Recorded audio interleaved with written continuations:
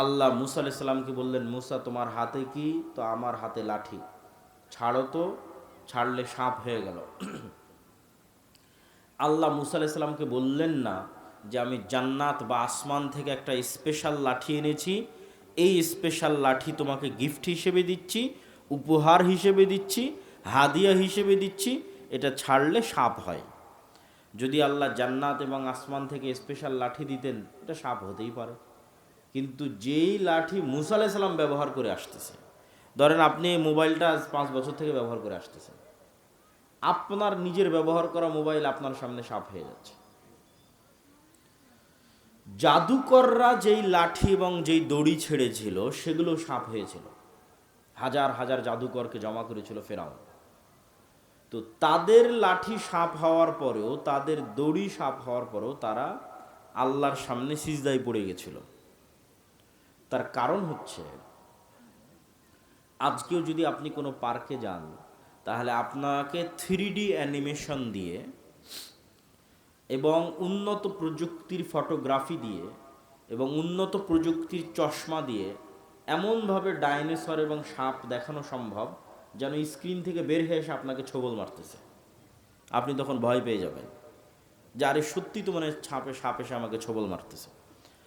তো আজকে যেমন 3D প্রযুক্তি দিয়ে সাপের মতো আকৃতি বানিয়ে আপনাকে ভয় দেখানো যাচ্ছে, এই রকমই কোনো জাদুকরী প্রযুক্তি ব্যবহার করে তারা চোখের সামনে দড়ি এবং লাঠিগুলোকে সাপ বানিয়ে দিয়েছিল, কোনো জাদুকরী প্রযুক্তি ব্যবহার করে। কিন্তু এই টিভি স্ক্রিন থেকে 3D অ্যানিমেশনের সাপ যেমন বাস্তব সাপ নয়, জাদুকরদের ওই দড়ি আর লাঠিগুলো বাস্তব সাপ ছিল না। আর মুসা আলাইহিস সালামের লাঠিটা যখন সাপ হয়ে গেছে, তখন আপনাদের বাড়িতে, বিলে, পুকুরে, নদীতে আল্লাহর সৃষ্টি করা যে আস্ত জ্যান্ত সাপ আছে, ওই আস্ত জ্যান্ত সাপে রূপান্তরিত হয়ে গেছে, যেটা আজকের এই আধুনিক বিজ্ঞানও সম্ভব নয়। যে আজকের আধুনিক বিজ্ঞানেও আমি বিজ্ঞান দিয়ে এই টিস্যুটাকে এখন আস্ত জীবন্ত জ্যান্ত সাপে বানিয়ে দেবো, এটা সম্ভব না। এটাকে ডিজাইন করে 3D করে চেঞ্জ করে মানুষের চোখের সামনে সাপ হিসেবে দেখাইতে পারে, স্ক্রিনে, চশমায়। কিন্তু আস্ত এটা সাপ হয়ে যাবে যে সাপ পুকুরে ঘুরতেছে, এটা বিজ্ঞানের পক্ষে সম্ভব নয়। তো এটা জাদুর পক্ষে সম্ভব নয়। কিন্তু এই মুসা আলাইহিস সালামের যেটা হয়ে গেছে ওটা বাস্তব আস্ত। এই জন্য জাদুকরেরা সব সিজদায় পড়ে গেছে। তো মুসা আলাইহিস সালাম যখন এই দৃশ্য দেখলেন, তখন উনি একটা বাক্যের উপর ঈমান আনলেন, যে বাক্যটা ঈমান বিল গায়েবে ইয়াকিন থাকলে ঈমান আনা সম্ভব, না থাকলে সম্ভব নয়। সেই বাক্য হচ্ছে লা হাওলা ওয়ালা কুওয়াতা ইল্লা বিল্লাহ। মুসা আলাইহিস সালাম যখন এই দৃশ্য দেখলেন, দেখে ওনার অন্তরে এই বিশ্বাস তৈরি হলো যে আল্লাহর শক্তির তুলনায় ফেরাউনের শক্তি অনেক কম। না, আল্লাহর শক্তির তুলনায় ফেরাউনের শক্তি দুর্বল। জি না, আল্লাহ অনেক বেশি শক্তিশালী, ফেরাউন একটু কম শক্তিশালী। না, মুসা আলাইহিস সালামের অন্তরে এই বিশ্বাস তৈরি হলো যে আল্লাহর শক্তির সামনে ফেরাউনের শক্তি সমান জিরো। বলেন আল্লাহু আকবার। এটা এই বাক্যের অর্থ, লা হাওলা ওয়ালা কুওয়াতা ইল্লা বিল্লাহ। এই বাক্যের অর্থ হচ্ছে এটা। এই লেভেলের যতক্ষণ ঈমান না উঠবে, ততক্ষণ গোলামি থেকে মুক্তি হবে না।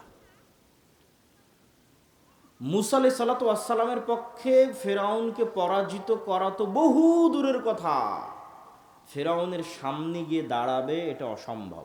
এটা পৃথিবীর হিস্ট্রিতে অসম্ভব। কেন? আপনাকে উদাহরণ দিলে বুঝবেন। ধরেন আপনার এই রংপুর, মিঠাপুকুর, পীরগঞ্জ, এখানকার একটা কৃষকের ছেলে, যার বয়স 25 বা 30 বছর, আবু সাইদদের মতো, তাকে আমি বলছি তুমি যাও, আমেরিকার প্রেসিডেন্ট ডোনাল্ড ট্রাম্পকে তোমাকে দাওয়াত দিতে হবে। এমতো অবস্থায় এই কৃষকের ছেলেকে আমি বলছি, যখন সে আমেরিকার আদালত থেকে মৃত্যুদণ্ডপ্রাপ্ত আসামি হওয়ার কারণে পলাতক, পালিয়ে নিজের এলাকায় না, পালিয়ে ভিন্ন কোনো শহরে, ধরেন দিল্লিতে, করাচিতে, দুবাইয়ে, তো অনেক পলাতক আসামি তো আলিশান আছে, কিন্তু এই পলাতক ব্যক্তি মানুষের বাড়িতে কাজ করে খাচ্ছে। তো যেই মুহূর্তে ও পলাতক অবস্থায় ভিন্ন শহরে মানুষের বাড়িতে কাজ করে খাচ্ছে, সেই মুহূর্তে তাকে বলা হচ্ছে তুমি যাও আমেরিকায়, যেখানে গেলে তার ফাঁসি হবে, গিয়ে ওই আমেরিকার বাদশাকে গিয়ে তুমি দাওয়াত দাও। শুধু কি তাই? এতটুকু কি অমিল? না, আরও একটা অমিল আছে। আপনাদের অন্তত ন্যাশনালিটি আছে, পাসপোর্ট আছে, আইডি কার্ড আছে, আশেপাশের পাড়া প্রতিবেশী পরিচিত আত্মীয় স্বজন আছে। মুসা আলাইহিসসালাম এমন গোলাম জাতির সদস্য, এমন গোলাম কওমের মেম্বার, যার মা পরিচয় দিতে পারেনি যেটা আমার ছেলে, পরিচয় দিলে ইউযাব্বিহুনা আবনাআকুম ওয়া ইস্তাহইউনা নিসাআকুম ওয়া ফি যালিকুম বালাউম মির রাব্বিকুম আযীম। তাহলে আত্মীয় স্বজন পাড়া প্রতিবেশী বলে কিছু নাই, সাহায্যকারী বলে কিছু নাই, গোলামই গোলাম। এত নিকৃষ্ট গোলামি পৃথিবীর হিস্ট্রিতে আর হয়নি। তাহলে কেমনে মুসা আলাইহিসসালাম সাহস করবে ফেরাউনের কাছে যেতে? মুসা আলাইহিসসালাম তো ফেরাউনের ভয়ে পালিয়েছে, বিজয় বহু পরে। দুনিয়ার কোনো লজিকে এটা সম্ভব নয় যে মুসা আলাইহিসসালাম ফেরাউনের দরবারে গিয়ে তাকে দাওয়াত দিবে। This is impossible. বিজয় বহু পরে। এই অসম্ভবকে সম্ভব করে দিল শুধু একটা মাত্র চাবিকাঠি, যে আল্লাহর শক্তির সামনে ফেরাউনের শক্তি জিরো। এইটার উপর ইমান, ইমান বিল গায়েবে ইয়াকিন, গায়েব দেখা।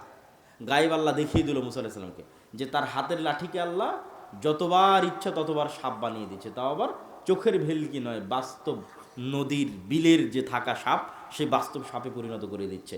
তার মানে আল্লাহ সুবহানাহু ওয়া তাআলার সামনে কোনো কিছুই কিছু নয়।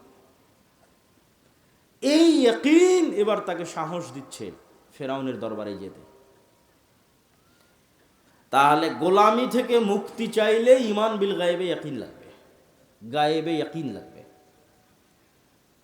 গায়েবে ইয়াকিন ছাড়া ইসলামের এবং মুসলমানদের বিজয় সম্ভব নয়। ধরেন আপনারা আমাকে পাশে, আপনাদের হয়তো ভবিষ্যতে নিয়ে এমপি হবেন, তিনি বসে আছেন, ধরেন আপনারা আমাকে নির্বাচিত করে বাংলাদেশের প্রধানমন্ত্রী বানিয়ে দিলেন।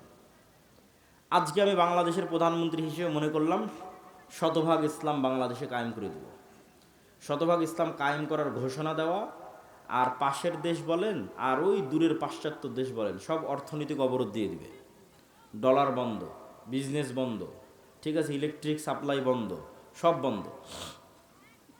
তখন যে ফল ডাউনটা হবে অর্থনৈতিক, আপনি ধরেন এখন এসি ব্যবহার করছেন, ফ্রিজ ব্যবহার করছেন, ইলেকট্রিসিটি ব্যবহার করছেন, সব নাই, অন্ধকার যুগে চলে গেছেন। তাহলে এক সপ্তাহের মধ্যে আপনি বলবেন রাখো তোমার ইসলাম, এই ভাগাও আবদুল্লাহকে, এর চেয়ে সেকুলারিজম ভালো। এটাই বাস্তব। তাহলে আপনি যদি চান যে না ইসলাম বিজয়ী হোক, অন্তত 20% মানুষ, 30% মানুষ, 40% মানুষ, 50% মানুষের ইমানটা লাগবে ইয়াকিনের স্তরে, নাহলে কোনো মায়ের বেটার পক্ষে সম্ভব নয় যে কিছু করবে। মানুষই মেরে তাড়িয়ে দেবে, অথবা যারা বলতেছে আমরা করব ওরা কম্প্রোমাইজ করবে, বাস্তবটা করবে না, ছাড় দিবে। বাস্তবটা করতে চাইলে দেশের মানুষের ইমান বিল গায়েবে ইয়াকিন লাগবে। আল্লাহ সূরা বুরুজে একটা ঘটনা উল্লেখ করেছেন, যে ধরেন পীরগঞ্জের সব মানুষকে আজকে বলা হলো তোমরা যদি ইমান না ছাড়ো তাহলে সামনে জ্বলন্ত আগুন আছে, এখানে ঝাঁপ দিতে হবে। এটাই কিন্তু সূরা বুরুজের ঘটনা। সূরা বুরুজে পুরো একটা এলাকার মানুষ মুসলমান হয়ে গেছে, বাদশাহ বলছে ইসলাম ত্যাগ না করলে সামনে আগুন জ্বালিয়ে রেখেছে, সব ওখানে ঝাঁপ দাও, নাহলে ইসলাম ত্যাগ করে ফিরে আসো।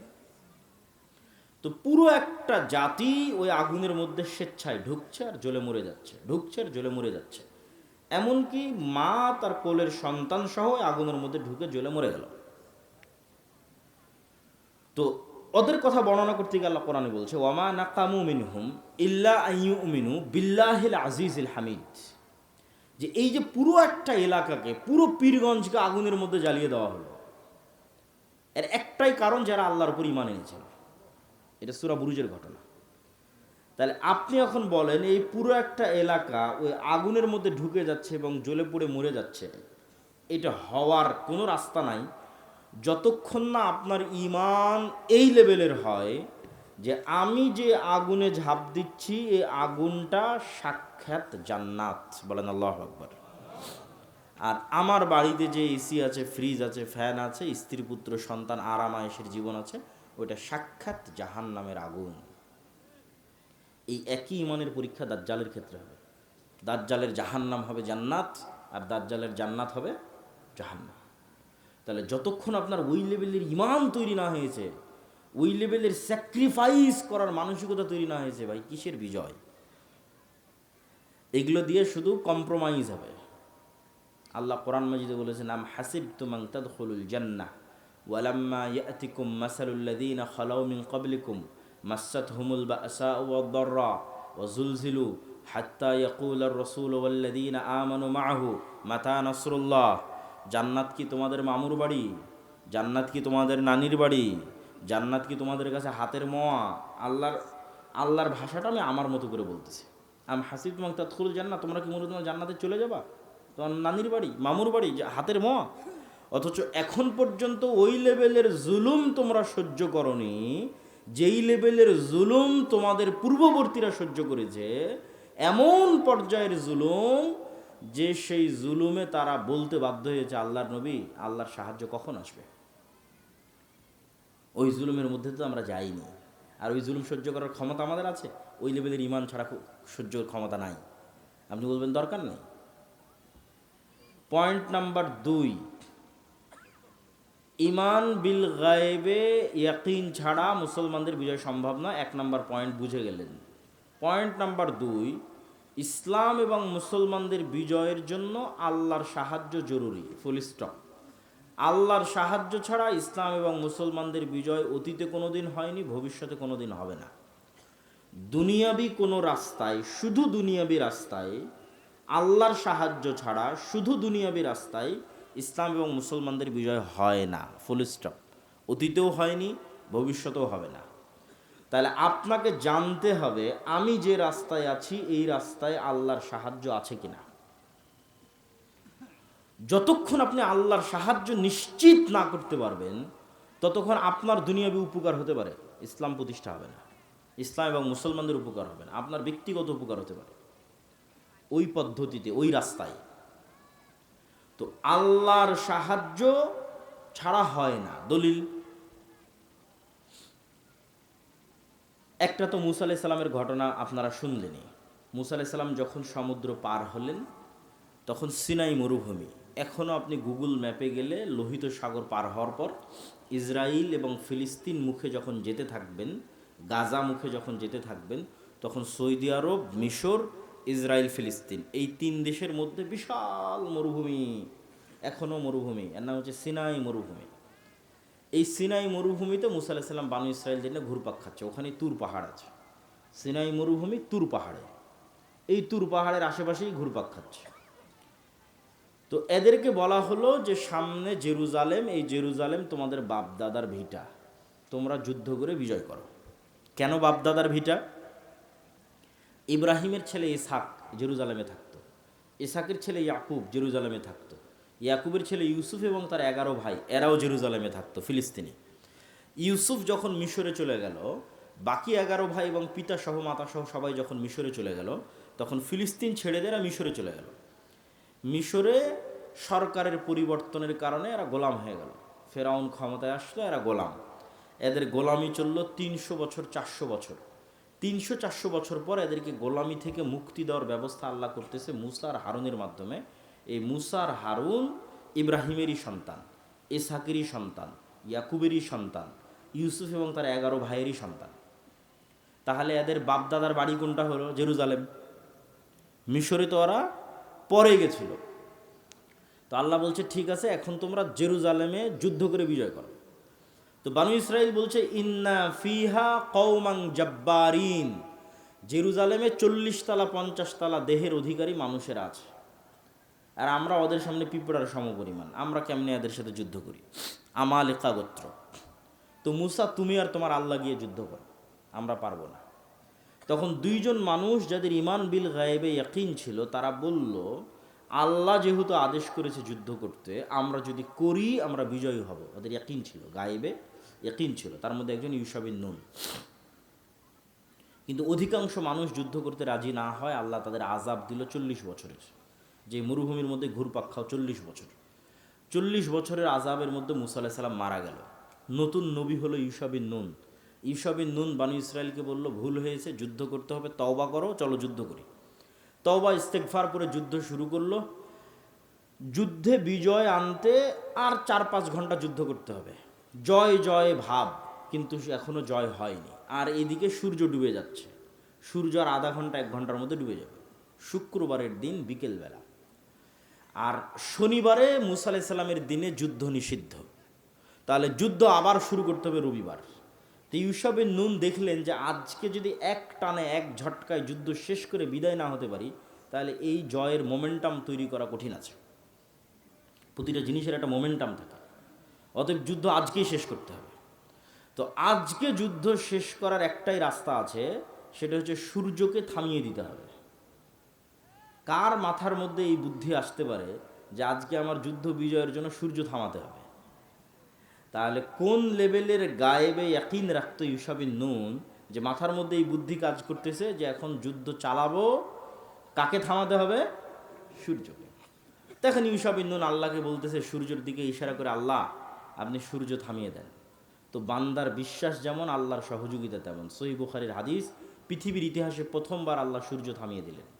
আল্লাহু আকবার, প্রথমবার। তাহলে এখানে ইউশা বিন নুন দুনিয়ার শক্তিতে বিজয় হচ্ছে না আল্লাহর সাহায্যে? আল্লাহর সাহায্যে। এই একই জেরুজালেম আবার 200-300 বছর পর দাউদ, সুলাইমান, তলুত তারা বিজয় করতেছে জালুতের বিরুদ্ধে। এটাও কোরআন থেকে বলবো। তো আল্লাহ বলল, তোমরা যদি যুদ্ধ করতে চাও, সামনে যে নদী আছে এই নদী পানি পান না করে পার হতে হবে, সাঁতার কেটে। এটা পরীক্ষা। এই পরীক্ষায় যারা পাশ করবে তারা যুদ্ধ করবে। তো পানি পান না করে পার হয়েছে 300 প্লাস মাইনাস সামথিং মানুষ, মাত্র 300। এই 300 মানুষ পার হওয়ার পর দেখছে যে জালুতের লক্ষ বাহিনী। তো লক্ষ বাহিনীর সামনে 300 মানুষ দাঁড়ানোর কোনো রাস্তা আছে? কোরআনের আয়াত, এই 300 মানুষের একদল মানুষ বলছে, কোরআনের আয়াত, লা তাকাতা লানাল ইয়াউমা বিজালুত ওয়া জুনুদিহি। আরে আজকে কিসের যুদ্ধ হবে? লক্ষাধিক মানুষের সাথে 300 মানুষের আবার যুদ্ধ কিসের? আমাদের তো কোনো শক্তিই নেই, যুদ্ধ সম্ভব নয়। আবার আর একদল মানুষ বলতেছে, তাদের কথাও আল্লাহ কোরআনে তুলে ধরেছে, কাম মিন ফিআতিন কালিলাতিন গালাবাত ফিআতান কাসীরাতাম বিইজনিল্লাহ। কত দুর্বল মানুষকে আল্লাহ কত শক্তিশালী মানুষের উপর বিজয় দিয়েছে আল্লাহর সাহায্যে। বলেন আল্লাহু আকবার। তাহলে 300 মানুষও লক্ষ মানুষের উপর বিজয়ী হতে পারে কার সাহায্যে? আল্লাহর সাহায্যে। ওরা যুদ্ধ শুরু করলো, দাউদ আলাইহিস সালাম নিজে হাতে জালুতকে হত্যা করলেন। দলিল নাম্বার 3, এটা শেষ দলিল, যে আল্লাহর সাহায্য ছাড়া বিজয় সম্ভব নয়। মুহাম্মদ সাল্লাল্লাহু আলাইহি ওয়াসাল্লাম বদরে, উহুদে, খন্দকে 3 যুদ্ধেই মুহাম্মদ সাল্লাল্লাহু আলাইহি ওয়াসাল্লামের 300, আবু জাহালের 1000, মুহাম্মদ সাল্লাল্লাহু আলাইহি ওয়াসাল্লামের 700, উহুদে আবু সুফিয়ানের 2000, খন্দকে মুহাম্মদ সাল্লাল্লাহু আলাইহি ওয়াসাল্লামের 700, আবু সুফিয়ানের 10,000। বদর উহুদে তো মুহাম্মদ সাল্লাল্লাহু আলাইহি ওয়াসাল্লাম দুর্বল ছিলই, কিন্তু খন্দকে অসম্ভব। খন্দকে 10,000 সমান 700, 1000। তার মধ্যে আবার 300-400 মোনাফিক, তার মধ্যে আবার 3টে ইহুদি গোত্র, বানু কোরাইজা, বানু কায়নুকা, বানু নাজির। এরা তলে তলে বাইরের কাফের মুশরিকদের সাথে ওয়াদা দিয়ে রেখেছে, কোনো মতে মোহাম্মদকে ফালাও, আমরা তোমাদের সাথে আছি। তাহলে মুহাম্মদ সাল্লাল্লাহু আলাইহি ওয়াসাল্লাম মাত্র 500-700 মানুষ, আর বাইরে ঘেরাও করে আছে 10,000। বদরে এবং উহুদে একত্রিত হয়েছিল শুধু মক্কার মানুষ, আর খন্দকের দিন একত্রিত হয়েছে পুরো সৌদি আরবে, পুরো আরবে যত গোত্র উপগোত্র আছে সবাই একত্রিত হয়েছে, মদিনাকে মাটির সাথে মিশিয়ে দিতে হবে। মুহাম্মদ সাল্লাল্লাহু আলাইহি ওয়াসাল্লামের জীবনের সবচেয়ে করুণ এবং অসহায় সময় 2টা। তায়েফেও মুহাম্মদ সাল্লাল্লাহু আলাইহি ওয়াসাল্লাম এত অসহায় নয়, 2টে সময় সবচেয়ে অসহায়। একটা খন্দকের যুদ্ধের 1 মাস, আর একটা হচ্ছে আবু তালেবের সাথে শিয়াবে আবু তালেবে গৃহবন্দী অবস্থায় যে 3 বছর মক্কায়। তো মুহাম্মদ সাল্লাল্লাহু আলাইহি ওয়াসাল্লামের জীবনের যত ঘটনা দেখেন, পেটে পাথর বাঁধা, ক্ষুধার যন্ত্রণায়, সাহাবীদের খাবার নাই, এগুলো সব খন্দকের যুদ্ধের ঘটনা। এর চেয়ে করুণ ঘটনা মুহাম্মদ সাল্লাল্লাহু আলাইহি ওয়াসাল্লামের লাইফে আর পার হয়নি। তাহলে বদর, উহুদ, খন্দকে মুহাম্মদ সাল্লাল্লাহু আলাইহি ওয়াসাল্লামের কোনো রাস্তা নাই যে দুনিয়াবি লজিকে উনি বিজয়ী হতে পারে। বিজয়ের একমাত্র রাস্তা কার সাহায্য লাগবে? আল্লাহর সাহায্য। দুনিয়াবি দিক থেকে শক্তিশালী ছিল, ওটা হচ্ছে হুনাইনের যুদ্ধ। এই যুদ্ধটা হয়েছে মক্কা বিজয়ের পর। তো মক্কা বিজয় করে তো এমনি কনফিডেন্স লেভেল হাই, সাহাবীদের কনফিডেন্স এমনি হাই, যে যেই মক্কা থেকে আমাদের বের করে দেওয়া হয়েছিল সেই মক্কা আজকে আমরা বিজয় করে নিয়েছি। তাহলে তো এমনি আত্মবিশ্বাস টপ লেভেলে। তার উপর আবার যুদ্ধের মাঠে গিয়ে দেখছে 12,000 মুজাহিদ। হুনাইনের যুদ্ধে সাহাবী 12,000, কোথায় 300 জন নিয়ে যুদ্ধ করেছে, 700 জন নিয়ে যুদ্ধ করেছে, 1000 জন নিয়ে যুদ্ধ করেছে, আর কোথায় 12,000। তো একে তো মক্কা বিজয় করে এসেছে, আর একে তো 12,000 মানুষ, আত্মবিশ্বাস টপ লেভেলে। বদর উহুদ খন্দকে যেহেতু দুর্বল ছিল, ভরসা ছিল আল্লাহর উপর। হুনাইনে দেখছে নিজেরাই সব, তখন নিজের উপর ভরসা। যুদ্ধ শুরু হওয়ার আধা ঘন্টার মধ্যে সব সাহাবী পালাচ্ছে আল্লাহর নবীর সামনে দিয়ে, পালানো শুরু। মোহাম্মদ সাল্লাল্লাহু আলাইহি ওয়াসাল্লাম অবস্থা বেগতিক দেখে ঘোড়া থেকে লাফ দিয়ে ভাষণ দেওয়া শুরু করলেন। আর ওনার চাচার খুব উঁচু আওয়াজ ছিল, মাইকের মতো। তো চাচা আব্বাসকে ডাক দিয়ে বললেন, আমি যা বলছি আপনি চিল্লিয়ে চিল্লিয়ে মানুষকে বলেন। তাহলে কি বোঝা গেল? মুহাম্মদ সাল্লাল্লাহু আলাইহি ওয়াসাল্লামের জীবদ্দশায় উনি জীবিত থাকতে, উনি যেই যুদ্ধে নিজে স্বয়ং উপস্থিত আছে, সেই যুদ্ধে দুনিয়ার শক্তিতে বিজয় হচ্ছে না। বুঝেন না মানে আমার কথা? দুনিয়ার শক্তিতে পাওয়ারফুল, বিজয় হচ্ছে না। তাহলে নবীর জীবদ্দশায় কার সাহায্য ছাড়া বিজয় হচ্ছে না? দুনিয়ার শক্তি আছে তাও হচ্ছে না। কার সাহায্য লাগতেছে? আল্লাহর সাহায্য। আপনি যদি পারমাণবিক অস্ত্রেরও মালিক হয়ে যান, বিশ্বাস করেন আল্লাহর সাহায্য যদি না থাকে, ইসলাম এবং মুসলমানদের বিজয় সম্ভব নয়। তাহলে ফার্স্ট শর্ত পূরণ করতে হবে কার সাহায্য? আল্লাহর সাহায্য। আল্লাহর সাহায্য দুনিয়াতে কিভাবে আসে? আল্লাহর সাহায্য পৃথিবীতে নেমে নিয়ে আসার টেকনোলজি কি, সিস্টেম কি, পদ্ধতি কি, কোন টেকনোলজি ইউজ করলে আসমানি সহযোগিতা পৃথিবীতে নামে? তার একটা টেকনোলজি হচ্ছে সৎ আমল। সৎ আমলের মধ্যে সবচেয়ে পাওয়ারফুল হচ্ছে সালাত। সালাতের মধ্যে সবচেয়ে পাওয়ারফুল হচ্ছে রাতের সালাত। বুঝেন? তাহলে আসমান থেকে সহযোগিতা দুনিয়াতে নেমে আসবে, তার সবচেয়ে পাওয়ারফুল ওয়ে হচ্ছে রাতের সালাত। বদরের যুদ্ধের আগের দিন মুহাম্মদ সাল্লাল্লাহু আলাইহি ওয়াসাল্লাম এত লম্বা রাতের সালাত, বদরের যুদ্ধের দিন তার তাঁবুর মধ্যে খিমার মধ্যে হাত উঁচু করে এমন দোয়া, চোখের অঝোর ধারা পানি, যে আবু বকর রাদিয়াল্লাহু তাআলা আনহু পর্যন্ত ক্লান্ত হয়ে গেছে যে আরে আপনি তো নবী, আপনার কাছে সবসময় জিবরাইল আসে, আল্লাহ তো আপনাকে বিজয় করবেই, এত লম্বা রাতের সালাতের কি দরকার? এত লম্বা দোয়ার কি দরকার? কিন্তু আপনি নিশ্চিত জেনে রাখেন যে আমি যতটুকু জানি, আপনি যতটুকু জানেন, তার চেয়ে মুহাম্মদ সাল্লাল্লাহু আলাইহি ওয়াসাল্লাম হাজার গুণ বেশি জানে যে আল্লাহর সাহায্য ছাড়া বদরে বিজয় সম্ভব নয়। ঠিক আমার এবং আপনার চেয়ে মুহাম্মদ সাল্লাল্লাহু আলাইহি ওয়াসাল্লাম আরও লক্ষ কোটি গুণ বেশি জানে যে আল্লাহর সাহায্য পৃথিবীতে আনার রাস্তা হচ্ছে সালাত, সালাতের মধ্যে রাতের সালাত। তাহলে এখন সামারি কি, রেজাল্ট কি, যেটা আমি আপনাকে বলতে চাচ্ছি, যে নবী মুহাম্মদ পৃথিবীর সর্বশ্রেষ্ঠ নবী হওয়ার পরেও বিজয়ের জন্য রাতের সালাতের মুখাপেক্ষী, লম্বা রাতের সালাতের মুখাপেক্ষী। আর আমি আপনি গুনাহগার হওয়ার পরও, নবী না হওয়ার পরও, রাতের সালাত বহু দূরের কথা, 5 ওয়াক্ত সালাত আদায় না করেও শুধু ভোট দিয়ে নাকি ইসলাম বিজয় হয়ে যাবে। সম্ভব নয়। যতক্ষণ মানুষ সালাত আদায় না করেছে ততক্ষণ আল্লাহ বিজয় দিবে না।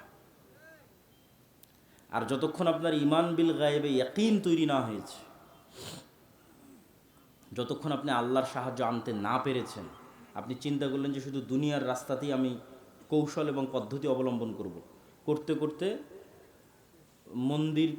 মন্দিরও কয়দিন পর বানিয়ে দেওয়া লাগতে পারে। কয়দিন পর মন্দিরে আপনি মূর্তিও বানিয়ে দিলেন, পূজাতেও অংশগ্রহণ করলেন, ওইটা দিয়ে আপনি আল্লাহ সুবহানাহু ওয়া তাআলার সাহায্য আনতে পারবেন না। ওইটা যখন আপনার মাথার মধ্যে ঢুকে গেছে যে দুনিয়ার রাস্তায় একমাত্র রাস্তা, তখন এই রাস্তায় মানুষ চলে। আর যখন ইমান বিল গায়বে ইয়াকিন থাকবে, আল্লাহর সাহায্য নিয়ে আসার চিন্তা থাকবে, তখন পদ্ধতি হবে ভিন্ন, তখন রাস্তা হবে ভিন্ন। তাহলে আসমান থেকে সহযোগিতা আনতে পারে এরকম টেকনোলজির একটা বড় টেকনোলজি হচ্ছে সালাত। দেখেন, যুদ্ধের মাঠে আল্লাহর নবী সালাত আদায় করতে বলছে সাহাবীদেরকে। ওই সালাতের নাম সলাতুল খৌফ, যে অর্ধেক অর্ধেক ভাগ হয়ে যাবে, একদল যুদ্ধ চালাবে, পাহারা দিবে, আর একদল সালাত আদায় করবে। এখন যুদ্ধে বিজয়ের জন্য দুনিয়ার লজিক বলে সবাই মিলে যুদ্ধ করলেই তো ভালো, যত বেশি অস্ত্র ব্যবহার করব তত ভালো। সেখানে যুদ্ধের মধ্যে শক্তি ক্ষয় হলেও বলা হচ্ছে সালাত আদায় করো। তাহলে রেজাল্ট কি? রেজাল্ট হচ্ছে মুসলমানদের বিজয় কার সাহায্য ছাড়া হবে না? আল্লাহর সাহায্য হবে না। তাই তোমার কাছে পারমাণবিক বম থাক আর অস্ত্র থাক আর তরবারি থাক, সেটা দেখে লাভ নেই। তোমাকে আগে প্রথম শর্ত পূরণ করতে হবে যে কার সাহায্য লাগবে? আল্লাহর সাহায্য। আর আল্লাহর সাহায্য পৃথিবীতে নামিয়ে আনতে পারে একটাই মাধ্যম, সেটা হচ্ছে সালাত। এটা মিস দেওয়া যাবে না। যার সালাত মিস হয়ে গেছে ও আল্লাহর গন্তি থেকে বের হয়ে গেছে, আল্লাহর কাউন্টের মধ্যে নাই। এখন বেনামাজি কোথায় পড়ে মারা গেল, কোথায় তার কি হলো, এটা আল্লাহ সুবহানাহু ওয়া তাআলা দেখবেন না। আপনাকে যদি আরও সহজ করে বোঝানোর জন্য বলি যে আমরা মোবাইলে যেমন ফিঙ্গারপ্রিন্ট ইউজ করি, ফেস ভেরিফিকেশন ইউজ করি, ঠিক আছে, কোনো অ্যাকাউন্ট খোলার জন্য ডানে তাকাতে বলে, বামে তাকাতে বলে, তখন পুরো ফেসটা নেয়, নিয়ে মিলায় যে হ্যাঁ এটা ওরই ফেস, তখন ওপেন হয়ে যায়। তো এই যে পাসওয়ার্ড দিয়ে যে আমরা ফোন ওপেন করতেছি, ফিঙ্গারপ্রিন্ট দিয়ে, ফেস ভেরিফিকেশন দিয়ে আজকে অনেক কিছু ওপেন করতেছি। মনে করেন পৃথিবী এমন একটা সিস্টেমের উপর দাঁড়িয়ে আছে, লাউহে মাহফুজে প্রত্যেকটা ইবাদতের একটা চিত্র আছে। লাউহে মাহফুজে প্রত্যেকটা ইবাদতের একটা ফরম্যাট দাঁড় করানো আছে। আপনি যখন ওই ফরম্যাট পৃথিবীতে নেওয়া শুরু করেন, তখন একটা আরেকটার সাথে যখন মিলে যায় তখন অটোমেটিক ওপেন হয়ে যায়। পাসওয়ার্ড মিলে গেছে, দরজা খুলে গেছে, এখন সাহায্য আসা শুরু হবে। ওই জন্য ওই সেম ফরম্যাটে দাঁড়াতে হবে, সেম ফরম্যাটে সিজদা, রুকু, ঠিক আছে। এইটা ভেরিফিকেশন, পাসওয়ার্ড ওইখানে যেখানে যেটা মুহাম্মদ ইসলাম বলেছে সেখানে সেটা বলতে হবে। আপনি ওইটা বলবেন, ওইভাবে দাঁড়াবেন, আল্লাহ সুবহানাহু ওয়া তাআলার সাহায্য নামার রাস্তা অটোমেটিক ওপেন হয়ে যাবে। বলেন আল্লাহু আকবার। সালাতের সাথে আপনার সম্পর্ক নাই তো আপনার সাথে আল্লাহর সম্পর্ক নাই বাবা। তাহলে আপনি ওই যে মিছিল, মিটিং, নারায়ে তাকবীর এগুলো দিয়ে, সব কিছু দিয়ে ইসলামের বিজয় হবে না। পয়েন্ট নাম্বার 3, গোলামি থেকে মুক্তির জন্য আল্লাহর সাহায্য আসমান থেকে আনার একটা রাস্তা বললাম সালাত, আর একটা রাস্তা হচ্ছে সকাল সন্ধ্যার জিকির। ফরজগুলো তো করতেই হবে, অতিরিক্ত দুটা, একটা রাতের সালাত, একটা সকাল সন্ধ্যার জিকির। সকাল সন্ধ্যার জিকির কি? সকাল সন্ধ্যার জিকির এমন এক পাওয়ারফুল টেকনোলজি, শক্তি, প্রযুক্তি, পৃথিবীর এমন কোনো অসম্ভব নাই যা সম্ভব হবে না জিকির দিয়ে। There is nothing is impossible. পৃথিবীতে এমন কিছুই অসম্ভব নয় যেটাকে সম্ভবে পরিণত করা সম্ভব নয় জিকির দিয়ে। দলিল ছাড়া কথা বলবো না। মূসা আলাইহিস সালাতু ওয়াস সালাম ফেরাউনের কাছে যাবে, এটা এক আশ্চর্য। মূসা আলাইহিস সালাম জিতবে, ফেরাউন পরাজিত হবে, আর চেয়ে আশ্চর্যের ঘটনা পৃথিবীতে ঘটেনি, ভবিষ্যতে আর ঘটবে না। তো মূসা আলাইহিস সালামকে যখন আল্লাহ বলছে যাও ফেরাউনের কাছে, তখন ওখানে কোরআনের একটা আয়াত আছে, ওয়ালা তানিয়া ফি জিকরি। মূসা, ফেরাউনের কাছে যাচ্ছ ঠিক আছে, দায়িত্ব নিয়েছো ঠিক আছে, আমাকে জিকির স্মরণ করতে যদি ভুলে যাও তাহলে তোমাকে যে যে জিনিসগুলো দেওয়া আছে এগুলো কাজ করবে না। লাঠি ছাড়লে আর সাপ হলো না, লাঠি সমুদ্রে মারলা আর রাস্তা তৈরি হলো না, মানে আর ফাংশন করতেছে না। তো চার্জ তো ঠিক রাখা লাগবে, চার্জ ঠিক না রাখলে ওপেন হবে কেমনে, ফাংশন করবে কেমনে? ওইটা ঠিক রাখার জন্য তোমাকে সব সময় আল্লাহর জিকিরে ব্যস্ত থাকবে। বলা তানিয়া ফি জিকিরি, আমাকে ভোলা যাবে না, আমার জিকির করতে হবে। আমার জিকির যদি করো সব ওকে। কত বড় বাদশাহ ফেরাউন, সেটা দেখার দায়িত্ব আল্লাহর, ওটা তোমার না। তখন বিশাল সমুদ্রের মধ্যে রাস্তা তৈরি হয়ে যাবে। জাকারিয়া আলাইহিস সালাতু ওয়াস সালাম মারিয়ামকে দেখে আল্লাহর কাছে দোয়া করতেছে, হুনালিকা দাআ জাকারিয়া রব্বাহ, যে আল্লাহ এই মারিয়াম এত ভালো মেয়ে, আমার যদি এরকম একটা ছেলে থাকতো, যেমন এখন অনেক মানুষ মনে করতেছে যে ওসমান হাদি যেরকম সাহসী, এরকম যদি আমাদের একটা সন্তান হতো। তো আল্লাহর সাথে সাথে জাকারিয়া আলাইহিস সালামকে বললেন ঠিক আছে তোমার সন্তান হবে। এখন জাকারিয়া আলাইহিস সালামের নিজেরই আর বিশ্বাস হয় না যে সন্তান হবে, কেন না ওনার বয়স হয়ে গেছে 90-100 বছর বয়স, দাড়ি পেকে গেছে, চুল পেকে গেছে, স্ত্রী বন্ধা, চেয়েছেন ঠিক আছে, হবে কেমনে? তখন উনি পাল্টা আল্লাহকে বলতেছে আল্লাহ হবে যে, এটার কিছু চিহ্ন বলেন, আলামত বলেন। তো আল্লাহ বলছে চিহ্ন এবং আলামত হচ্ছে তুমি সকালে সন্ধ্যায় আমার জিকির করবে। বলেন আল্লাহু আকবার। কোরআন পূর্ণ হয়ে আছে সকাল সন্ধ্যার জিকিরের কথা দিয়ে। বুকরাতা ওয়া আসিলা বিল আশিয়্যি ওয়াল ইবকার বিল গুদুওয়ি ওয়াল আসাল ক্বাবলা গুরুবিশ শামসি, ক্বাবলা তুলুইশ শামসি ক্বাবলাল গুরুব, এগুলো কোরআনের আয়াত। তো জিকির কেন পাওয়ারফুল, এটার লজিকটাও আপনাকে ভেঙে দিই। জিকির পাওয়ারফুল কেন বুঝার জন্য বলতেছি। এইভাবে কোরআন এবং হাদিস আসছে এটা নয়, বুঝার সুবিধার্থে উদাহরণ দিচ্ছি। জিকির মনে করেন সাউন্ড টেকনোলজি, একটা টেকনোলজি যেটা শব্দ নির্ভর। এখনকার টেকনোলজি আলো নির্ভর, ওয়েভ নির্ভর। ওই যার ক্যামেরা লাইভ চালাচ্ছে, ওর আমাদের কম্পিউটার কাজ করতেছে, আমাদের মোবাইল কাজ করতেছে, মাইকটা বাজতেছে, লাইটগুলো চলতেছে, সব ওয়েভ, আলো নির্ভর টেকনোলজি। তো জিকির হচ্ছে শব্দ নির্ভর টেকনোলজি। শব্দ সবচেয়ে পাওয়ারফুল, কেননা সকল কিছুর সৃষ্টি শব্দ। আল্লাহ সুবহানাহু ওয়া তাআলা আসমান জমিন সৃষ্টি করেছেন কুন ফায়াকুন, শব্দ, আওয়াজ। আবার সব ধ্বংস হয়ে যাবে ইসরাফিলের বাঁশির আওয়াজে, আওয়াজে ধ্বংস হয়ে যাবে। মানে আসমানকে এমন একটা সিস্টেমের উপর ডেভেলপ করা আছে যে ও ইসরাফিলের বাঁশির আওয়াজ বুঝতে পারবে, বাঁশির আওয়াজ রিসিভ করবে, রিসিভ করার মাত্র ফেটে যাবে, চৌচির হয়ে যাবে। সূর্যকে এমনভাবে সেট করা আছে ও আওয়াজ বুঝে। এরা সবাই আওয়াজ বের করে এবং আওয়াজ বুঝে। আল্লাহ কোরআনে বলছেন এটা গায়েব, আল্লাহ জানিয়েছেন। এই গায়েবটা আমি আপনাকে জানাচ্ছি, আল্লাহ জানিয়েছেন কোরআনে। ইউসাব্বিহু লিল্লাহি মা ফিস সামাওয়াতি ওয়া মা ফিল আরজ, আসমান জমিন এবং তার মধ্যে যা কিছু আছে, এই মাইকও, এই পানির বোতলও, এই গায়ের জামাও, এই প্যান্ডেলও, এরা সব 24 ঘন্টা আল্লাহর তাসবিহ পাঠ করতেছে।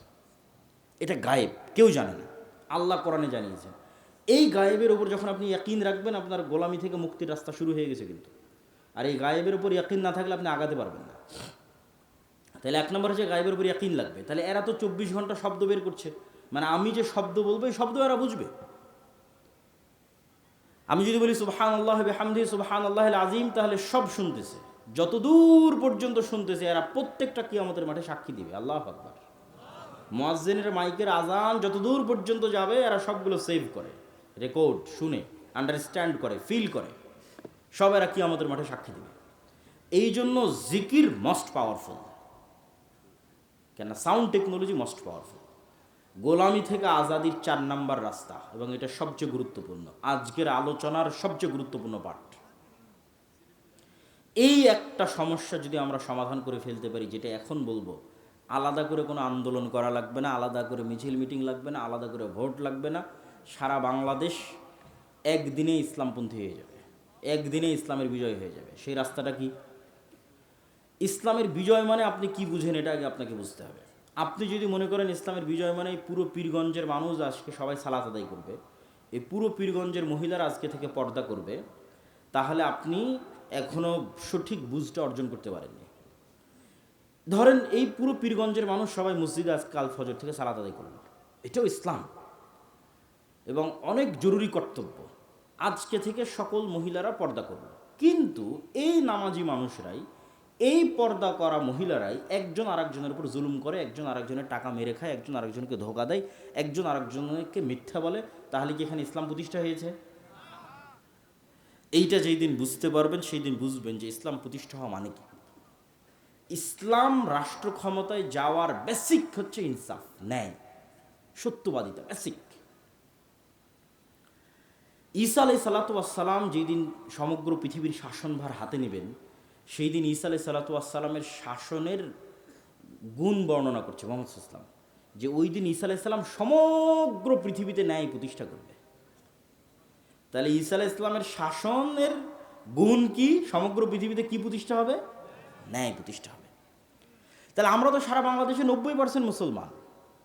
এই 90% মুসলমানের দেশে আলাদা করে ইসলাম প্রতিষ্ঠা করার প্রয়োজনই নাই। যদি 90% মুসলমানের দেশে সবাই আজ থেকে বলে যে আমি ন্যায় প্রতিষ্ঠা করব, সত্যবাদী হব, আলাদা করে কিছু করা লাগবে না, 80% ইসলাম প্রতিষ্ঠিত হয়ে যাবে। ওইটা যদি আপনি ফিল আপ না করতে পারেন, তাহলে বাহ্যিকভাবে যতই হোক বাস্তবে ইসলাম প্রতিষ্ঠিত হবে না। তাহলে এবং ওই গুণটা, আমরা যে দুর্নীতির মধ্যে আছি, ধোঁকাবাজির মধ্যে আছি, 2 নম্বরই রাস্তার মধ্যে আছি, এটা গোলামির গুণ, এইটা গোলামির চিহ্ন। দেখেন এই যে ইসাক আলাইহিস সালামের সন্তানেরা, ইব্রাহিম আলাইহিস সালামের সন্তানেরা, এদেরকে আল্লাহ বলছে শনিবারের দিন তোমরা মাছ ধরবে না। এরা কি করলো? শনিবারের দিন মাছগুলো না ধরে আটকে রেখে দিল, দিয়ে ওই মাছগুলোকে রবিবারের দিন ধরলো। কি 2 নম্বরই বুদ্ধি! তাহলে ইব্রাহিমের সন্তান এত 2 নম্বরই বুদ্ধি কেমনে শিখলো? নবীর সন্তান এত 2 নম্বরই বুদ্ধি কেমনে জানে? ওই যে ফেরাউনের যে ৩০০ বছর গোলাম ছিল, গোলামি মে বদল জাতি হে কওমো কা জমির, আল্লামা ইকবাল বলেছে, গোলামিতে মিথ্যা বলা শিখে নিয়েছে। আপনি নিশ্চিত থাকেন, আমরা মুসলমানেরা ধোঁকাবাজি, দুর্নীতি, ২ নম্বরই রাস্তা জানতাম না। ব্রিটিশদের ১৯০ বছর গোলামি আমাদের রক্তের মধ্যে এটা ঢুকিয়ে দিয়েছে। এর দলিলও আমি আপনাকে দিতে পারবো, কিন্তু ওই দিকে যাচ্ছে না, সময় নষ্ট হবে। জাস্ট পয়েন্টের উপর ফোকাস থাকি যে সত্যবাদিতা, ন্যায়পরায়ণতা নেতৃত্বের বিকাশের প্রথম ভিত্তি, আর মিথ্যা, দুর্নীতি, গোলামির প্রথম ভিত্তি। তাহলে যে সত্যবাদী, ন্যায়পরায়ণ ও নেতা, যে মিথ্যুক, ধোঁকাবাজ, ২ নম্বর রাস্তা অবলম্বন করে ও গোলাম। এখন আপনি আরও আপনাকে প্র্যাকটিক্যাল উদাহরণে চলে যাই। ধরেন উসমান হাদি, গণতন্ত্রের যে কালচার, এই কালচার হচ্ছে আপনাকে মনোনয়ন আনতে গেলে, সিট ভাগাভাগি করতে গেলে, ভোটে জিততে হলে আপনাকে এর বিরুদ্ধে, ওর বিরুদ্ধে, এর পক্ষে গ্রুপিং, লবিং, লিয়াজু, টাকা পয়সার লেনদেন, অনেক কিছুর মধ্যে বাই ডিফল্ট যুক্ত হতে হয়। এটা কালচার। ডেমোক্রেসি এই কালচারের উপর প্রতিষ্ঠিত। তাহলে যখনই আপনি ওই প্রত্যেকটা জিনিসের মধ্যে ঢুকতেছেন, তখন আল্লাহর গায়েবে নেতা হওয়ার যে ফরম্যাট ঠিক করা আছে, যে মানুষটা নেতা, ওই ফরম্যাটটা হচ্ছে আপনি শতভাগ সত্যবাদী হবেন, শতভাগ ন্যায়পরায়ণ হবেন। যখনই আপনি এই ফরম্যাটের মধ্যে ঢুকে যাচ্ছেন, তখন আপনি ওখান থেকে গোলামির যে চিহ্ন, সেই চিহ্নর দিকে যাত্রা শুরু করতেছেন। তো উসমান হাদি এই জায়গায় কি করেছে? সে নিজের জায়গায় শতভাগ সৎ এবং শতভাগ ন্যায়পরায়ণ থেকে তার জ্ঞান এবং মেধা দিয়ে ভয়েস উচ্চারণ করেছে, আওয়াজ উঠিয়েছে। তাহলে এইটাই হলো নেতৃত্বের বিকাশের শর্ত। আমাদের এরকম ৫০০ ওসমান হাদি দরকার, এরকম ১,০০০ ওসমান হাদি দরকার, যে শতভাগ সত্যবাদী থাকবে। কোনো দল, কোনো সংগঠন, কোনো মানুষ, কোনো ব্যক্তি কোনো কিছুর প্রতি দায়বদ্ধ থাকবে না। কারোর সাথে লিয়াজু মেনটেন করতে গিয়ে, লবিং মেনটেন করতে গিয়ে শতভাগ সত্য বলতে পারবে না, এই রকমের কোনো পিছুটান তার থাকবে না। জ্ঞানে থাকবে সর্বোচ্চ, যেটা লাস্ট পয়েন্টে আসবো, যে জ্ঞান। ইমান বিল গায়েবে ইয়াকিন থাকবে, সৎ আমল থাকবে, রাতের সালাতে পাবান্দ, ৫ ওয়াক্ত সালাতে পাবান্দ। এরকম ৫০০টা যদি আপনি নেতা তৈরি করে দিতে পারেন, ৫০০, তাহলে আমি এটা বাংলাদেশের ক্ষমতা অর্জনের রাস্তা বলছি না, এটা পৃথিবীর ক্ষমতা অর্জনের রাস্তা, যেটা কোরআনে দেওয়া আছে। এটা দিয়ে পৃথিবী বিজয় করা সম্ভব, সত্যবাদিতা এবং ন্যায়পরায়ণতা দিয়ে। এটা নেতা তৈরি হওয়ার রাস্তা, নেতা তৈরি হওয়ার বীজ। এখন আপনি কেমনে প্র্যাকটিক্যাল লাইফে আমার এই বক্তব্যকে ফিট করবেন যে ঠিক আছে, আজ থেকে আমরা গোলামি থেকে মুক্তি চাই। তা আবদুল্লাহ ভাই বলেছে, গোলামি থেকে মুক্তি পেতে চাইলে সত্যবাদী, ন্যায়পরায়ণতার মাপকাঠিতে আসতে হবে, না হলে গোলামি থেকে মুক্তি সম্ভব নয়। তো আমি কেমনে চেক করব যে আমি গোলাম না নেতা? আপনারা যারা এখানে বসে আছেন, তারা নিজে বুকে হাত দিয়ে জিজ্ঞেস করেন যে আপনার পিতার সম্পত্তিতে আপনার বোনকে ন্যায় এবং ইনসাফের সাথে ভাগ দিয়েছেন কিনা। হাসার কিছু না। যদি আপনি আপনার পিতার সম্পত্তিতে আপনার বোনকে ন্যায়ের সাথে, ইনসাফের সাথে ভাগ করে দিয়ে থাকেন, তাহলে আপনার মধ্যে নেতৃত্বের ক্রাইটেরিয়া আছে। দুনিয়ার দৃষ্টিতে না, আল্লাহ গায়েবে নেতা হওয়ার যে ক্রাইটেরিয়া নির্ধারণ করেছে, ওই ক্রাইটেরিয়া আপনার নেতার গুণ আছে। আর যদি আপনি ন্যায় এবং ইনসাফের সাথে বন্টন করে না থাকেন, ভালো জমিটা আপনি নিয়েছেন, নদীর ডোবা জমিটা আপনি দিয়েছেন, যেটাতে বেশিবার ফসল হয় সেটা আপনি নিয়েছেন, কম ফসল বোনকে দিয়েছেন, দেরিতে দিয়েছেন, গড়িমসি করেছেন, অথবা এখনও দেননি, নিশ্চিত থাকেন আপনিও যদি কোনো মতে এমপি মন্ত্রী হতে পারেন, গত ১৬ বছর তারা যা দুর্নীতি করেছে আপনি তার চেয়ে বেশি দুর্নীতি করবেন। তাহলে এই সিস্টেমে, ধরেন গণতান্ত্রিক সিস্টেমে ৩০০ এমপি আমি নির্বাচিত করে দিলাম। এই ৩০০ এমপি ধরেন কথার কথা, ধরেন আল্লাহ না করুক, ধরেন কথার কথাই ৩০০ এমপি দুর্নীতিগ্রস্ত। তাহলে এই দুর্নীতিগ্রস্ত ৩০০ এমপি আপনাদের দৃষ্টিতে নেতা, আর আল্লাহর লজিকে তারা নেতা না গোলাম? গোলাম। এই জিনিসটা যেই দিন বুঝবেন, ওই দিন গোলামির জিঞ্জির ভাঙ্গা শুরু হবে। এই জিনিসটা যেদিন ফিল করবেন না, মেরুদণ্ড বিক্রি করা যাবে না। ওসি, ডিসি, এসপি, মন্ত্রী, মিনিস্টার, ভাই ক্ষমতায় যারা আসে এরা 3 বছরের জন্য, 5 বছরের জন্য, 2 বছরের জন্য। কিন্তু আর্মিতে যে জয়েন করেছে, ও তো রিটায়ার্ড না করা পর্যন্ত ওখানেই থাকবে। ওসি, ডিসি, এসপি, মন্ত্রী, মিনিস্টার যে হয়েছে, ওসি, ডিসি, এসপি, তারপরে এসিল্যান্ড, সাব রেজিস্ট্রার, এরা তো রিটায়ার্ড না করা পর্যন্ত আছে। তাহলে এই যে এরা তো সব আমাদেরই জনগণ, সাধারণ জনগণ। আর এক দলকে আপনি মিথ্যুক, দুর্নীতিবাজ, উমুক দলেই তুমুক দলেই, সব আমরাই নিজেরাই দুর্নীতিবাজ, আমরা সাধারণ জনগণই তো দুর্নীতিগ্রস্ত। তাহলে এই OC, DC, SP, AC land, sub registrar, এদের 50% নামাজি। আমার কথাটা বুঝেন, আমার আইডিয়া যে 50% নামাজি, এদের 70% ওমরা করে, হজ করে, এদের 100% বিভিন্ন মসজিদ, মাদ্রাসা, ইসলামী সম্মেলনের সভাপতি, প্রধান অতিথি, বিশেষ অতিথি, 100%। কিন্তু ওই ওসি, ওই ডিসি, ওই এসপি, ওই এসিল্যান্ড, ওই সাব রেজিস্ট্রার যখন তার চেয়ারে বসতেছে, তখন সে আমানতের খেয়ানত করতেছে। তাহলে এখন তার মধ্যে ইমান ঢুকেছে, সে কি বুঝলো ইসলাম কি? এটাই তো আমরা বুঝাইতে পারলাম না ইসলাম কি। মুহাম্মদ সাল্লাল্লাহু আলাইহি ওয়াসাল্লামকে আল্লাহ সুবহানাহু ওয়া তাআলা নামাজ শিখালো 53 বছর বয়সে। মক্কা থেকে হিজরত করারও 2 বছর পর সালাত, সিয়াম, হজ, যাকাত শেখানো হয়েছে। বয়স তখন 53-52 বছর বয়স। তাহলে এই 13 বছর 10 বছর কি শিখালো আল্লাহ? এই 13 বছর 10 বছর প্রকৃত ইমানদার বানিয়েছে। এক কালবের মধ্যে লা ইমানা লিমান লা আমানাতা লাহু, এক কালবের মধ্যে আল্লাহর উপর ইমান, আবার মিথ্যা ধোঁকাবাজি 2 নাম্বারই থাকতে পারে না, এটা আল্লাহর নবীর হাদিস। তাহলে যে কালবে ইমান আছে দাবি করছে, বাহ্যিক 5 ওয়াক্ত সালাত দিয়ে দেখাচ্ছে আমি মুসলমান, হজ এবং ওমরা করে দেখাচ্ছে আমি মুসলমান, কিন্তু ওর চেয়ারে যখন বসতেছে তখন ন্যায় করতে পারতেছে না, দুর্নীতি করতেছে, 2 নম্বরই রাস্তা অবলম্বন করতেছে, ধোঁকাবাজি করতেছে, মিথ্যা বলতেছে, ওয়াল্লাহে আল্লাহর কসম, আল্লাহর নবীর হাদিস অনুযায়ী সে মুনাফিক। ইজা হাদ্দাসা কাযাবা ওয়া ইজা ওয়া'আদা আখলাফা ওয়া ইজা তুমিনা খানা, কথা বললে মিথ্যা বলে, ওয়াদা করলে ভঙ্গ করে, যে দায়িত্ব দেওয়া হয়েছে আমানতের খেয়ানত করে। তাহলে পুরো দেশ একদিনে 80% ইসলাম বাস্তবায়ন হয়ে যাবে। দেশের এসি, ওসিল্যান্ড, সাব রেজিস্ট্রার, এরা তো কেউ হিন্দু নয়, সব তো মুসলমান, সব তো আমরাই, সব তো আপনাদের সন্তান, আপনারাই। তাহলে পুরো দেশে একদিনে 80% ইসলাম বাস্তবায়ন হয়ে যাবে যদি আমরা বলি আমার মেরুদণ্ড, আমার মেধা, আমার মাথা, আমার সিদ্ধান্ত টাকার কাছে বিক্রি করব না, 2 নম্বরই রাস্তা অবলম্বন করব না, যেটা সৎ, যেটা ন্যায়, যেটা সত্য, সেটা যদি আমার দলের বিরুদ্ধেও যায় তবুও বলবো, শেষ। সেটা যদি আমার নেতার বিরুদ্ধেও যায় তবুও বলবো। এই একটা মূল মানদণ্ডে আমাদের ভবিষ্যৎ প্রজন্মকে গড়ে তুলতে হবে। আমাদের ভবিষ্যৎ প্রজন্ম যারা বসে আছে তাদের শপথ নিতে হবে যে আমরা কিছুই না শিখতে পারি, অন্তত ওসমান হাদির কাছে এইটা অন্তত শিখি যে আমাদের মেরুদণ্ড বিক্রি করা যাবে না, পৃথিবীর যেখানেই থাকি না কেন, যে অবস্থাতেই থাকি না কেন। এটা হলো নেতা হওয়ার শর্ত, রাস্তা, 4 নম্বর পয়েন্ট, যেটা দিয়ে বক্তব্যের শেষের দিকে চলে যাব। তার আগে মধ্যেখানে একটু বিরতি নিই। সেই বিরতি হচ্ছে, আজকে আপনাদের সামনে এখানে এসেছি, এই সম্পর্কটা যদি একদিনের সম্পর্ক হয়, এই সম্পর্কের ভ্যালু নাই। সম্পর্কটা যদি স্থায়ী পার্মানেন্ট হয়, ভ্যালু আছে। পার্মানেন্ট হবে কিভাবে?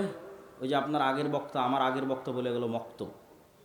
আমরা মাদ্রাসা দিয়ে 2% ছেলে মেয়েকে দিন শেখাতে পারবো, আর মসজিদে মক্তব করে 100% মুসলমানের সন্তানকে দিন শেখানো যাবে। তাহলে 100% মুসলমানের সন্তানকে দিন শেখানোর একটাই রাস্তা, মসজিদে শিক্ষা ব্যবস্থা তৈরি করা, শিক্ষাকে সর্বোচ্চ গুরুত্ব দেওয়া। আপনি জালসা করে টাকা তুলে এসি কিনছেন, টাইলস কিনতেছেন, ওই এসি ওই টাইলস বাজারে বিক্রি করে দিয়ে মক্তবের শিক্ষকের বেতনের ব্যবস্থা করেন। আর আমরা মক্তবের সিলেবাস তৈরি করেছি, ট্রেনিং দিচ্ছি, প্রায় 700-এরও অধিক মসজিদের মক্তবের শিক্ষক আমাদের কাছে ট্রেনিং নিয়েছে। এবার এনটিভিতে আমাদের মক্তবের উপর জাতীয় প্রতিযোগিতা রমজান মাসে আয়োজিত হতে যাচ্ছে।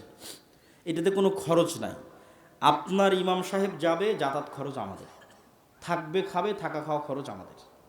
তাকে ট্রেনিং দিয়ে আমাদের সিলেবাস বুঝিয়ে দিয়ে আপনার মসজিদে পাঠাবো, সে আপনার সন্তানকে এই দিন, এই আদর্শ, এই আকীদা, এই কোরআন শিক্ষা দেবে।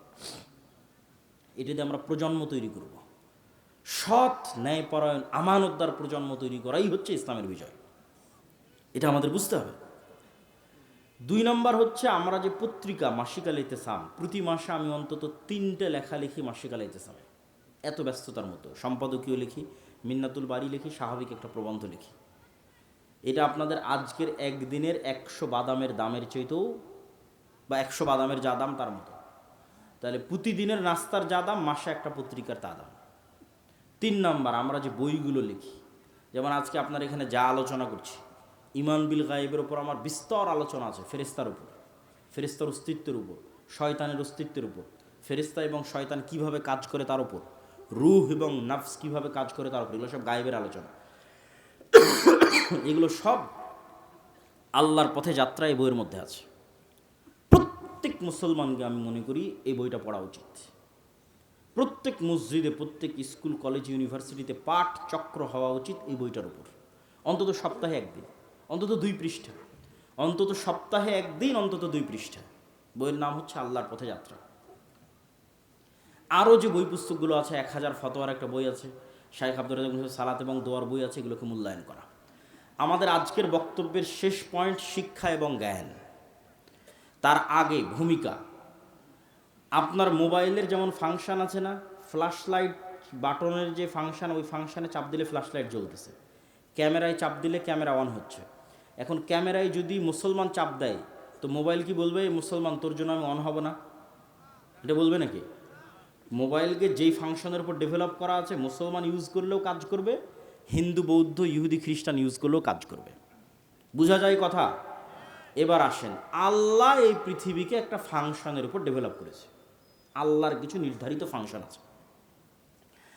তো সেই ফাংশনের একটা ফাংশন হচ্ছে আল্লাহ ক্ষমতা, এই যে ক্ষমতা, এটার বাটন দিয়ে দিয়েছে জ্ঞানের কাছে। ক্ষমতা অর্জিত হবে, এটার বাটন, কোন বাটন চাপলে অর্জিত হবে? একটু বলেন না যে কোন বাটন? জ্ঞান। একটু জোরে বলেন, কোন বাটন? জ্ঞান। এখন জ্ঞানের বাটন চাপলে ক্ষমতা অর্জিত হবে। এই জ্ঞানের বাটন যদি ইহুদি চাপে, খ্রিস্টান চাপে, ক্যামব্রিজ এবং অক্সফোর্ডে বসে, আর এই পীরগঞ্জের মুসলমানের সন্তান free fire, PUBG, TikTok, YouTube, Netflix, বিড়ি, সিগারেট, বিপিএল, আইপিএলের জুয়া, অনলাইন বেটিং, নেশা, girlfriend, boyfriend, WhatsApp chatting, mobile chatting, যত সময় নষ্টের রাস্তা আছে, প্রত্যেক সময় নষ্টের রাস্তায় ব্যস্ত আছে পীরগঞ্জের মুসলমান। আর ইহুদি আর খ্রিস্টান ব্যস্ত আছে জ্ঞানের বাটন চাপার জন্য। তখন আল্লাহ ইহুদি খ্রিস্টানকে বলবে, থাম থাম, তোদের ক্ষমতা দিব না, আমার একটা মদঘর জুয়াখোর বান্দা আছে, ওকে ক্ষমতা দিব। আল্লাহ তার রুল ব্রেক করে না।